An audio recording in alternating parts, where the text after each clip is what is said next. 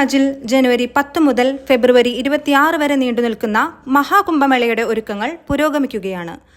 കുംഭമേളയിലെ പ്രധാന ട്രസ്റ്റുകളിലൊന്നായ ജൂന അഖാഡയുടെ സൗത്ത് ഇന്ത്യയിലെ managing trustee Shri സാധു ആനന്ദവനം സ്വാമികൾ V24 മീഡിയയ്ക്ക് നൽകിയ അഭിമുഖത്തിൽ കുംഭമേളയെക്കുറിച്ച് സംസാരിക്കുന്നു. കുംഭമേളയുടെ 2025 നടക്കുന്ന പ്രയാഗിൽ നടക്കുന്ന മഹാകുംഭമേളയുടെ ഒരുക്കങ്ങൾ, കുംഭമേളയ്ക്ക് മുന്നോടിയായിട്ടുള്ള ഒരുക്കങ്ങൾ അവസാന ഘട്ടത്തിലേക്ക് എത്തിക്കൊണ്ടിരിക്കുകയാണ്. എല്ലാ അഖാഡകളുമായി ബന്ധപ്പെട്ടിട്ടുള്ള പ്രധാനപ്പെട്ട ആശ്രമങ്ങൾ, ശങ്കരാചാര്യ മഠങ്ങൾ, ഇവയുടെ എല്ലാം ഭൂമിപൂജ കഴിഞ്ഞു. ആവാഹന അഖാഡ തുടങ്ങിയിട്ടുള്ള അഖാഡകളുടെ നഗരിയിലേക്ക് പ്രവേശിച്ചു കഴിഞ്ഞു. ഘാട്ട് ചൗക്ക് എന്ന് പറയുന്ന വൈരാഗികളുടെ, വൈഷ്ണവരായിട്ടുള്ള അഖാഡകളുടെ 3 അഖാഡകളുടെയും ഭൂമിപൂജ കഴിഞ്ഞു. ജൂന അഖാഡയുടെ മേളയുടെ, കുംഭമേളയുടെ അടയാളമായിട്ടുള്ള ജൂന അഖാഡയുടെ ധർമ്മധ്വജം കാലാഷ്ടമിയിൽ കഴിഞ്ഞ നവംബർ 23 ഉയർന്നു. ഇനി ഡിസംബർ 14 ദത്താത്രേയ ജയന്തിയിൽ ജൂന അഖാഡയിലെ സാധുക്കൾ മേള നഗരിയിലേക്ക് ഒരു വലിയ പേഷ്വായിയായി നഗരം മുഴുവൻ പ്രദക്ഷിണം ചെയ്തുകൊണ്ടുള്ള ഒരു വലിയ ഘോഷയാത്രയായിട്ട് പ്രവേശിക്കുകയാണ്. തുടർന്ന് അഖാഡകളുടെ ഛാവനികൾ കേന്ദ്രീകരിച്ചിട്ടുള്ള, ടെൻറ്റുകൾ കേന്ദ്രീകരിച്ചിട്ടുള്ള അഖാഡകളുടെ മീറ്റിങ്ങുകളും പ്രവർത്തനങ്ങളും എല്ലാം ആരംഭിക്കും. ജനുവരി 10 പൗഷ ഏകാദശിയിലാണ് കുംഭമേള ഔപചാരികമായിട്ടുള്ള ഒരു ആരംഭം കുറിക്കുന്നത്. പൗഷ പൗർണമിയിൽ ജനുവരി 13 ഒരു സ്നാന ദിവസമാണ്.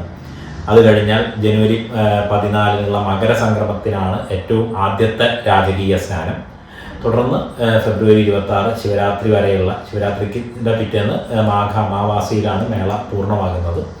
ശിവരാത്രി സ്നാനം വരെ ആണ് കുംഭമേളയുടെ സമയം. ഇത്രയും പ്രവർത്തനങ്ങൾ ഇപ്പോൾ നടന്നുകൊണ്ടിരിക്കുകയാണ്. എല്ലാ സാധുക്കളും അവരവരുടെ ടെൻറ്റുകളിലും കാര്യങ്ങളിലും എല്ലാം തയ്യാറാക്കിക്കൊണ്ടിരിക്കുകയാണ്. മേളയ്ക്ക് വേണ്ടിയിട്ട് മേള സർക്കാർ വലിയ വിപുലമായിട്ടുള്ള ഒരുക്കങ്ങൾ ചെയ്തിട്ടുണ്ട്. ഏകദേശം 500 കിലോമീറ്ററോളം റോഡുകൾ, 1000 കിലോമീറ്ററുകളോളം ഇലക്ട്രിക് കണക്ഷൻ, സ്വീവേജ് പൈപ്പുകൾ, 3 ലക്ഷത്തോളം ടെൻറ്റുകൾ, ഏകദേശം 10 ലക്ഷത്തോളം റേഷൻ സൗകര്യങ്ങൾ, 10 ലക്ഷത്തോളം ആളുകൾക്കുള്ള റേഷൻ സൗകര്യങ്ങൾ, 20,000 ആളുകൾ വന്നു കഴിഞ്ഞ് കഴിഞ്ഞാൽ പോലും വരുന്ന ആളുകൾക്ക് താമസിക്കാവുന്ന രീതിയിലുള്ള ഡോർമെറ്ററി സൗകര്യങ്ങൾ സൗജന്യമായിട്ട് മറ്റുള്ള സംവിധാനങ്ങൾക്ക് പുറമെ, അതായത് ആശ്രമങ്ങളുടെയും ഹോട്ടലുകളുടെ ടെൻറ്റുകൾക്കൊക്കെ പുറമെ 20,000 ആളുകൾക്കൊക്കെ താമസിക്കാവുന്ന ടെൻറ്റ് സൗകര്യങ്ങൾ മേള അതോറിറ്റി തന്നെ ഒരുക്കുന്നുണ്ട്. അങ്ങനെ പിന്നെ പോലീസിൻ്റെ സുരക്ഷയ്ക്ക് വേണ്ടിയിട്ടുള്ള പോലെ വിപുലമായ സംവിധാനങ്ങളാണ്. ഒരു 100ഓളം പോലീസ് സ്റ്റേഷനുകൾ പ്രത്യേകമായിട്ട് ഈ മേള നഗരിയിൽ സ്ഥാപിക്കുന്നുണ്ട്. ഒരു 60 സ്ക്വയർ കിലോമീറ്റർ ചുറ്റളവിലാണ് ഈ മേള നഗരി. അതായത് പ്രയാഗ്രാജ് സംഗമം, ഗംഗയുടെയും യമുനയുടെയും തീരം, ഇവയ്ക്ക് രണ്ടിനും ഇടയിലുള്ള സ്ഥലം, സംഗമം കഴിഞ്ഞ് ഗംഗയുടെ സംഗമത്തിൻ്റെ ആ മറുകരയിലുള്ള ഭാഗം, അങ്ങനെ എല്ലാം ചേർന്നിട്ട് ഒരു 60 സ്ക്വയർ കിലോമീറ്റർ ചുറ്റളവിലാണ് ഈ മേള നഗരി. ആ മേള നഗരിയിൽ ഒരു 100ഓളം പോലീസ് സ്റ്റേഷനുകൾ പ്രത്യേകമായി സ്ഥാപിക്കുന്നുണ്ട്. ധാരാളം വാച്ച് ടവറുകളുണ്ട്. മുഴുവൻ CCTV ക്യാമറ, ഡ്രോൺ ക്യാമറ തുടങ്ങിയുള്ള സർവൈലൻസ് ഉണ്ട്. മഹാകുംഭമേള 2025 എന്ന് പറയുന്ന സർക്കാരിൻ്റെ ഔദ്യോഗികമായ ആപ്പിൽ അടിയന്തര സഹായം ആവശ്യമായി വേണ്ടി വന്നാൽ SOS ഫെസിലിറ്റി അടക്കം, അതിൽ ആ ബട്ടണിൽ ഞെക്കി കഴിഞ്ഞാൽ 10 മിനിറ്റിനകം സഹായം എത്താവുന്ന രീതിയിലുള്ള സുരക്ഷാ സൗകര്യങ്ങൾ ഒരുക്കിക്കൊണ്ടിരിക്കുന്നുണ്ട്. ഏകദേശം 10,000-ഓളം വളണ്ടിയർമാർ, പോലീസിൻ്റെയും മറ്റ് അർദ്ധസൈനിക വിഭാഗങ്ങളുടെയും കൂടാതെ വളണ്ടിയർമാരും മേളയുടെ നടത്തിപ്പിന് വേണ്ടി തയ്യാറായി കഴിഞ്ഞിട്ടുണ്ട്. അങ്ങനെ വിപുലമായിട്ടുള്ള പ്രവർത്തനങ്ങൾ സർക്കാരിൻ്റെ ഭാഗത്തു നിന്ന് നടന്നുകൊണ്ടിരിക്കുന്നുണ്ട്. അപ്പോൾ കഴിഞ്ഞ ദിവസം മുഖ്യമന്ത്രി യോഗി ആദിത്യനാഥ് മേള നഗരി സന്ദർശിച്ചു, പ്രവർത്തനങ്ങളെല്ലാം വിലയിരുത്തി. അടുത്ത ദിവസം പ്രധാനമന്ത്രി നേരിട്ട് എത്തുന്നുണ്ട് മേളയെ സംബന്ധിച്ചിട്ടുള്ള സൗകര്യങ്ങളൊക്കെ വിലയിരുത്താൻ വേണ്ടിയിട്ട്.